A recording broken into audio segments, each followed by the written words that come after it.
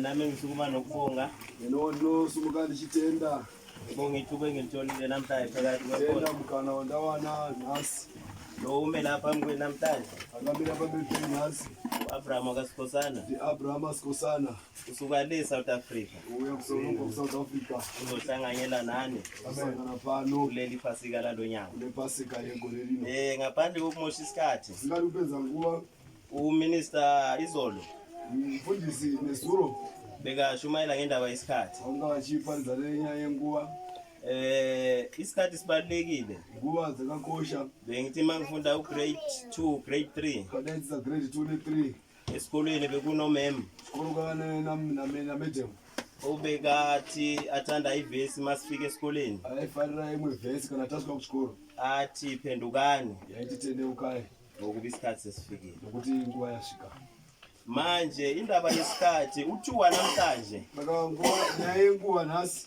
nalo wayizolo wanasi newazulu nalo wakusasa lewo mangwana abafani azifanani ngoba noDavid uyasho David unodaro uthi namhlanje today is a great day uthi nasi izuwa guru akathi nakusasa kuzoba ilangelile nakumboti mangwana alichawasuwa guru kulapho kungenelela khona indaba yesikhathi ngoba panopinda nyaya yenguwa siyashintsha isikhathi nguwa inochinja kodwa ivangeli lenkosi alishintsha ishoko lamwari alichinji ushwile uElda Mashamba wakadaro Elda Mashamba ukuthi ivangeli lenkosi alishintsha ivangeli ayichinji manje indabeni yesikhathi ngiyithinta ngani saka yenguwa nendibata papi ngoba kwesinye isikhathi ungathi ungena enkonzweni ufuna ukushintsha nokuthi nezimwe nguwa nothi ukapinda msondo unoda kuchinja uthola ukuthi abakushintshisi ngeqiniso ubona ukuthi abangona ukuthi chinza nechokwadi kulapho samosheka isikhathi sakho siya phambili ngoba noperera nguwa yakho ipapo sokuthi kube uyashintsha kuti wewe wafanele kuchinja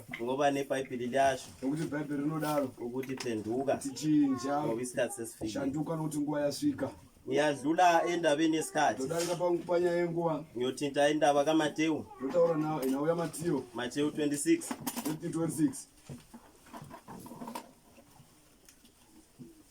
Mateyu 26 verse 1 verse 1 ukuya ku2 number 2 Matthew 26 verse 1 to 2. Msoro weshoko vaJudha vanorangana kuuraya Jesu. Jesu akati apedza mashoko iwayo ose akati kuvadzidzi vake, munoziva kuti kana mazuva maviri apfuura Paseka inosvika, Mwanakomana waMunhu uchaiswa kuvatongi kuti arovekwe pamuchinjikwa. incwadi kaMateyu 26 ivesi leyo lesizele la iyo ndo yatakawira pano kusuka eSouth Africa South noRabai Africa na Rabai ukuthi ugcwalise lo mthetho kuti kuzozadzisa murayiro umthetho wePhasika murayiro wepaseka njengoba izolo bekuyisabatha kuti nezuva yakanga risabata besigcwalisa wona lowo mthetho adzisa murayiro uwoyo nalapha kuMateyu 20 Mateyu 28 Matthew 28 verse 1 verse 1 Matthew 28 verse 1. Msoro weshoko ripo kumuka kwa Jesu nokuzviratidza kwake. Verse 1. Nokupera kwesabata koedza nomusi wokutanga wevhiki, Maria Magadharini nomwe Maria vakauya kuzoona hwiro.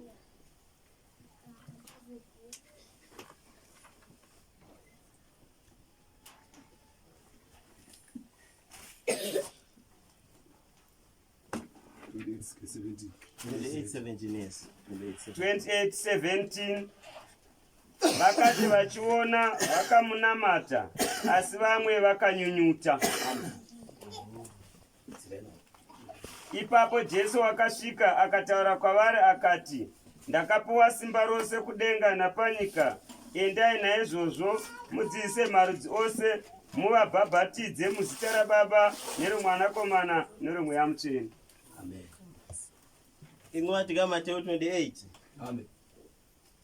la idivine mawuzimukela njengayizolo makwenzwa inkonzo yeteshuva kana ukazitenda ukazigamuchira ukada kutendeuka sezvakanga zvichiitwa nezuro panga pane program yekutendeuka bayakuthatha bakubhabhatisa vanokutora vokuisa mumvura sowuphendukile leso sikhathi unenge watendeuka nenguva iyoyo uphenduke ngokweqiniso unotendeuka muzokwadi. sizwile abafundisi from Friday Takanzwa vafundisi kubva Friday bathe asiphendukeni ngeqiniso aiti atitendeuke nechokwadi ngoba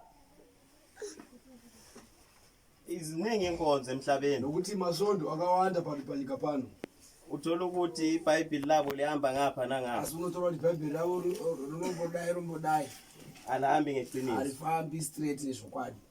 eSouth Africa sinokuthi masihleli esontweni South Africa tinoti dzimwe nguva kana takagara pasvondo sikhulume sithi rabhayi kunetwe nje tibvunze rabhayi kuti hapana nyaya yakadai. urabhayi uthatha iBhayibheli Rabhayi vati vanotora bhaibheri athi lento ikhulumayo mangabe ikhona la kuti kana nyaya yauri kutaura kana irimo mubhuku la idivine sihamba nayo muno mudivine tinofamba nayo, sihamba ngeqiniso tinofamba nezvokwadi. abashumayeli bebashumayela nevaparidzi vaiparidza bashumayela ngokuti sibe unity vaitaura zvokuti tibatane, singabi divided tisaparadzane sibe divine asi tive divine. nalapha kusambulo nekuna zvakazarurwa abafundisi bebakhuluma basinika imithetho tanga tichipiwa mirayiro iyasho ukuthi onedlebe makezwe unotaura kukunasvakaza kuti unenzeve ngaanzwe, ngoba siyakhumbula imirakeli yaNkulunkulu yokugcina nokuti tinorangarira mirayiro yamwari yekupedzisira. wathatha indlebe phansi wayibuyisela mirako yakristu yekupedzisira wakatora zheve yakaidzosera ukuthi abantu abalalele kuti vanhu ngavateerere, balalele ilizwi lakhe vateerere inzwi raJehovha ngokweqiniso muzokwadi. yabo Amen.